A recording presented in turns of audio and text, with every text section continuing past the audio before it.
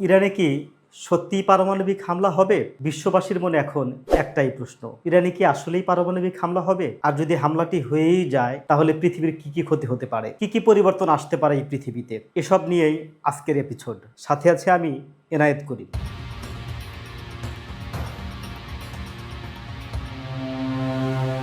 পারমাণবিক হামলা পৃথিবীর সবচেয়ে বিধ্বংসী হামলাগুলোর মধ্যে একটি। এটি শুধুমাত্র একটি জায়গাতে আবদ্ধ থাকে না, এটি ছড়িয়ে পড়ে মানুষ, পশু পাখি এবং প্রকৃতির মাঝে, এবং এর প্রভাব ছড়িয়ে পড়তে পারে ভবিষ্যৎ প্রজন্মের মাঝেও। ইরানে পারমাণবিক হামলা হবে কি হবে না তা নিয়ে কথা বলবার আগে আসলে পারমাণবিক হামলা হলে পৃথিবীতে কি কি বিপর্যয় নেমে আসতে পারে তা নিয়ে কিছু কথা বলবো। পারমাণবিক হামলা হলে তাৎক্ষণিক যা ঘটে, নাম্বার 1, পারমাণবিক বিস্ফোরণের মুহূর্তে সূর্যের চেয়েও বেশি তাপ উৎপন্ন হয়। শুনে হয়তো অবাক হচ্ছেন, হ্যাঁ, কথাটি সত্যি। যখন পারমাণবিক হামলা হয় তখন সূর্যের চেয়ে বেশি তাপ উৎপাদন হয়। মুহূর্তের মধ্যেই আশেপাশের সকল জীবজন্তু, মানুষ, এমনকি গাছপালা পর্যন্ত পুরো ছাই হয়ে যায়। কয়েক কিলোমিটার পর্যন্ত সবকিছু ধ্বংস হয়ে যেতে পারে। ঘরবাড়ি, জানলার কাছ থেকে শুরু করে সবকিছু ধ্বংস হয়ে যেতে পারে কয়েক মুহূর্তের মধ্যে। নাম্বার 2 হচ্ছে শক ওয়েভ বা বিস্ফোরণের চাপ। বিস্ফোরণের মুহূর্তে চাপের ঢেউ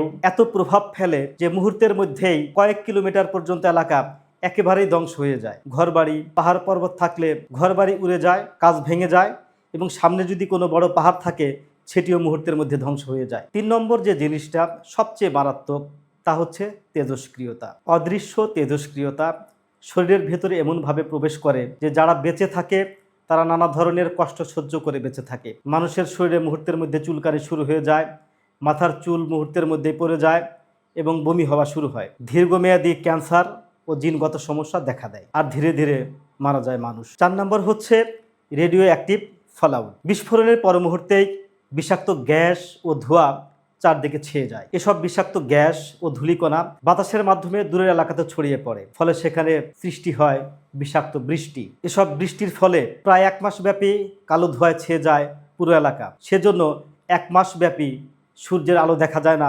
বিস্ফোরণ এলাকাতে। দীর্ঘমেয়াদী পরিবেশের ক্ষতি হতে পারে।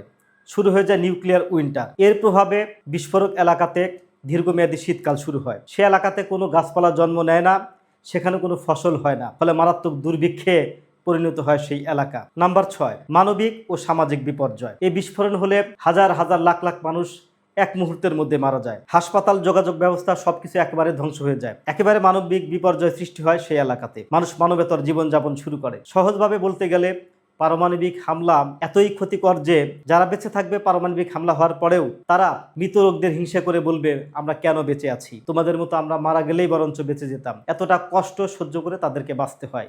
একদিকে শারীরিক ক্ষতি, দ্বিতীয় হচ্ছে সে এলাকায় মানবিক বিপর্যয়, তৃতীয় হচ্ছে সে এলাকাতে দুর্ভিক্ষ এবং স্বজন হারানোর যে বেদনা। এ সকল কষ্ট সহ্য করতে না পেরে মানুষ বরঞ্চ বলে যে আমরা মারা গেলেই হয়তো ভালো করতাম। পারমাণবিক হামলা হওয়ার পরে এরকম বিপর্যয় দেখা যেতে পারে। এখন আমরা আসতেছি আসলে ইরানে পারমাণবিক হামলা হবে কি হবে না সে বিষয় নিয়ে কয়েকটি পয়েন্টে আপনাদের সাথে কথা বলবো। আমার কথা থেকে হয়তো আপনারা বুঝতে পারবেন যে আসলে সেখানে পারমাণবিক হামলা হতে পারে কি হবে না। আসুন তা নিয়ে আলোচনা করছি। আসলে ইসরায়েল কেন ইরানে এরকম হামলা চালাচ্ছে? ইসরায়েলের মূল উদ্দেশ্য হচ্ছে গ্রেটার ইসরায়েল বানানো, আর গ্রেটার ইসরায়েলের পক্ষে সবচেয়ে বড় বাধা হচ্ছে ইরান। আর আমরা গ্রেটার ইসরায়েলের যে ম্যাপটা দেখেছি সেখানে ইরান রয়েছে। কাজে ইসরায়েলের মূল উদ্দেশ্য হচ্ছে ইরানের ভূমি দখল করা। তো সেই ভূমিটাকে যদি তারা ধ্বংস করে দেয় তাহলে সেই ভূমিটা নিয়ে তারা কি করবে? ধ্বংসযোগ্য ভূমি ইসরায়েলের দরকার নেই, তারা চায় একেবারে পরিপূর্ণ ভূমি। সেজন্য আমার কাছে মনে হয়েছে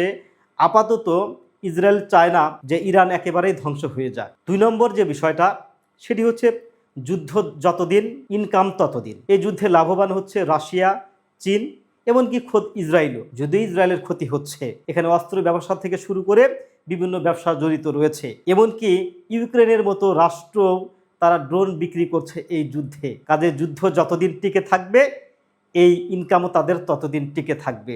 যদি পারমাণবিক বোমা ফেলাই হয় তাহলে তো যুদ্ধ 2 দিনেই শেষ হয়ে গেল, আর এটি চায় না বড় বড় মোরল রাষ্ট্ররা। 3 নম্বর হচ্ছে মধ্যপ্রাচ্যে প্রায় 50,000 সৈন্য এসে জড়ো হয়েছে আমেরিকার। তো সেই আমেরিকার সৈন্যদেরকে দিয়ে ট্রাম্প চায় যে স্থল যুদ্ধ করাতে। এখন ট্রাম্প 50,000 সৈন্যকে ইরানের ভেতর ঢুকিয়ে দিয়ে সে কি চাবে পারমাণবিক বোমা ফেলে সকলকে একেবারে ধ্বংস করে দিতে, তাহলে তার 50,000 সৈন্যও তো মারা গেল। আমার মনে হয় না যে ট্রাম্প এরকম বোকামি করবে। 4 নম্বর হচ্ছে, যে দেশে পারমাণবিক অস্ত্র নেই সে দেশে পারমাণবিক হামলা করা আন্তর্জাতিক আইনের লঙ্ঘন। এখন পর্যন্ত আমেরিকা প্রমাণ করতে পারেনি ইরানের কাছে পারমাণবিক অস্ত্র রয়েছে। আর যেহেতু প্রমাণ করতে পারে নাই, সেহেতু আমেরিকা যদি ইরানে হামলা করেই বসে তা হবে আন্তর্জাতিক আইনের লঙ্ঘন। আমার মনে হয় যে জাতিসংঘে মোকাবেলা করবার মতো অবস্থা ট্রাম্পের থাকবে না। সে কারণে ট্রাম্প আপাতত পারমাণবিক হামলা করবে না বলেই মনে হচ্ছে। ট্রাম্প যে মাঝে মধ্যে বলে সে নেগোসিয়েশন করছে, আমার কাছে মনে হচ্ছে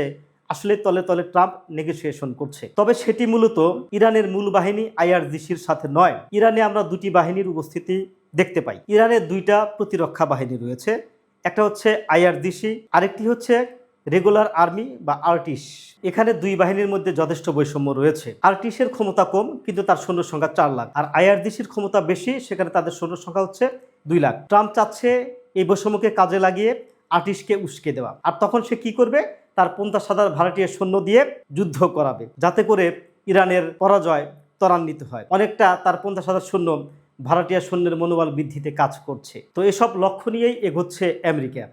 তার উদ্দেশ্য যদি এই হয়, তাহলে আপাতত দৃষ্টিতে মনে হচ্ছে যে সেখানে পারমাণবিক হামলা করার মতো চিন্তা ভাবনা আপাতত ট্রাম্পের নেই। তবে অনেকে ট্রাম্পকে পাগল শাসক বলে উল্লেখ করলেও সে যে এত বড় বোকা নয়, এটা সকলেই বুঝে ফেলেছে। কাজে আমরা ধারণা করছি যে আপাতত আমেরিকা ইরানে কোনো প্রকার পারমাণবিক হামলা চালাবে না। তো আমাদের সাথে থাকার জন্য সকলকে ধন্যবাদ জানাচ্ছি। যদি আমরা নতুন কোনো আপডেট পাই, অবশ্যই আপনাদের সাথে সেটি শেয়ার করব। আমাদের সাথে থাকুন।